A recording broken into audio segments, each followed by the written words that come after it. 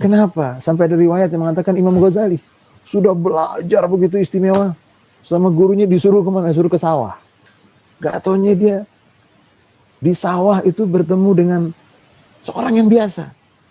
Lama-kelamaan dia perhatikan, lalu dia tanya, kalau Anda nyawa itu Anda baca apa? Anda pergi ke sawah, Anda baca apa? Apa yang Anda lakukan? Apa yang Anda baca?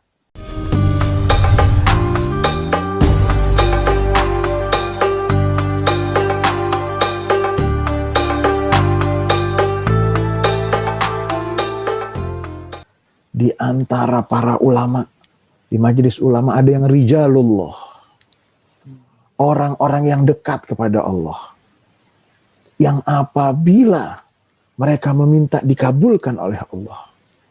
Dan saya pribadi tidak basa-basi, tidak untuk menyenangkan saja, tidak. Saya yakin, seyakin-yakinnya, di keluarga besar Nahdlatul Ulama Jakarta ada habaib, ada ulama, ada kiai, bahkan mungkin kalau tadi disebut ada tukang bakso, kalau tadi disebut ada tukang apa lagi, Lukman? Ada tukang bakso, ada soto, Bib. tukang soto. Siapa bilang tukang soto nggak bisa jadi wali? Siapa bilang tukang bakso nggak bisa jadi wali? Kita yang ngaji itu pasti diberitahu oleh kiai-kiai kita, oleh para habaib kita, bahwa berapa banyak ulama-ulama besar habis ngaji disuruh belajar ke petani, suruh ketemu sama petani, suruh minta doa sama petani. Kenapa? Sampai ada riwayat yang mengatakan Imam Ghazali sudah belajar begitu istimewa, sama gurunya disuruh kemana? Disuruh ke sawah. Gak taunya dia di sawah itu bertemu dengan seorang yang biasa. Lama-kelamaan dia perhatikan, lalu dia tanya, kalau Anda nyawa itu Anda baca apa? Anda pergi ke sawah, Anda baca apa? Apa yang Anda lakukan? Apa yang Anda baca? Oh, ternyata belajar dari petani yang ketika dia menanamkan sesuatu, dia berdoa dan mohon kepada Allah agar yang ditanam itu tumbuh dan bisa bermanfaat.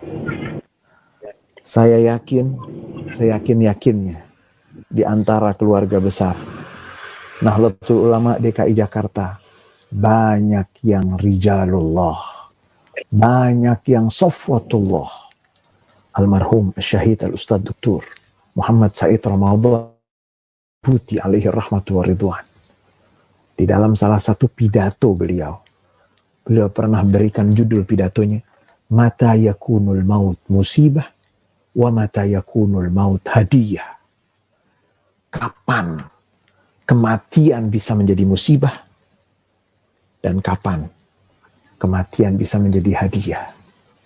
Ternyata kematian menjadi musibah bagi orang yang tidak beriman kepada Allah, bagi orang yang tidak pernah bercocok tanam kebaikan di dunia, bagi mereka yang menyia-nyiakan banyaknya, berhamburannya kesempatan untuk mendapatkan rahmat, mendapatkan kasih sayang, mendapatkan pahala, tapi dia menyia-nyiakannya.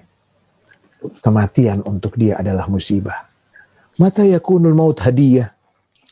Kapan kematian itu menjadi hadiah? Kematian menjadi hadiah. Alladzina zara'u hayatahumud dunyawiyya bil khairat fa indama tufu hasadu wa hum fi halatil hasad. Orang-orang yang meninggal baginya adalah hadiah mereka yang ketika di dunia telah menanam, telah bercocok kebaikan, bukan bercocok tanaman, tapi kebaikan. Oleh sebab itu, kita menemukan diksi kata yang digunakan oleh Nabi untuk mengungkapkan tentang kematian. Kita di dalam Islam indah sekali. Kematian memang menjadi pembahasan para filosof. Bahkan banyak para antropolog mengatakan kalau tidak ada kematian mungkin tidak ada agama. Karena di antara fungsi datangnya agama untuk bisa menjelaskan kematian itu apa. Sampai sebagian mengatakan kalau tidak ada kematian Laulal maut lama wujidatil adyan. Kalau bukan karena kematian, mungkin gak ada agama. Karena memang itulah teka-teki yang sulit kalau tidak berdasarkan dengan wahyu. Karena para ulama sudah mengatakan sumber ilmu itu ada al-hawas, al-khams, sumber ilmu masadirul ilm. Al-hawasul khams, 5 panca indera, 5 indera. Al-aql, logika, panca indera terbatas. Yang hanya mengandalkan panca indera dia mirip dengan laisa hunaka farq bainal insan wal hayawan min khilal al-hawasil khams. Sulit kita membedakan antara manusia dengan binatang kalau hanya mengandalkan panca indera. Lalu naik kelas, al-aql. Al-aql mahdud. Akal itu terbatas. Dia tidak bisa menguraikan yang tidak fenomena atau nomena. Terbatas, nggak mampu dia. Sumber yang ketiga al-wahyi, wahyu. Nah, para ulama mengatakan kalau sudah ada wahyu, panca indera dan akal itu seperti lampu senter. Jadi kalau gelap, itu pakai lampu senter. Lampu senter kan terbatas, akal itu terbatas. Lampu senter itu yang akan terlihat yang disorot. Yang tidak tersorot nggak kelihatan. Jadi kalau saya di kegelapan malam gitu, gelap sekali, saya ambil lampu senter, saya sorot ke atas, yang bawah tidak terlihat, yang terlihat atas. Saya sorot ke bawah, yang tengah tidak terlihat, yang atas tidak terlihat. Karena memang dia terbatas. Akal itu seperti lampu senter. Yang aneh, kalau sudah ada matahari terbit, masih pakai lampu senter itu orang apa itu? Nah, Ustaz Lukman nih, Kiai Lukman yang tahu nih. Udah mataharinya terbit, masih pakai apa? Masih pakai lampu senter. Kematian di dalam Islam bagi orang yang beriman bukan suatu yang aneh. Malah justru aneh kalau nggak meninggal dunia. Kematian. Al-maut tuhfatun lil mu'min. Kematian. Hadiah. Bagi orang yang beriman. Kalau disampaikan oleh Kiai Lukman Hakim Hamid. Banyak yang takut. Banyak rasa yang tidak nyaman. Ketakutan yang akan mengganggu imun. Imun terganggu karena keimanan tidak dirawat. Saya pada kesempatan malam hari ini ingin mendapatkan keberkahan dari majlis walaupun virtual ini. Karena dihadiri oleh rijalullah. Dihadiri oleh, saya yakin sekali, banyak orang-orang yang dicintai oleh Allah. Rijalan wa nisa'a. Nisa' wa fatayat. Syuban wa syabat. Kematian bukanlah sesuatu yang aneh. Karena Nabi Muhammad menyebutnya hasadu ummati ma baina sittina wa sab'in. Indah Nabi Muhammad. Tidak mengatakan mautu ummati. Tapi beliau menyebutnya hasad ummati.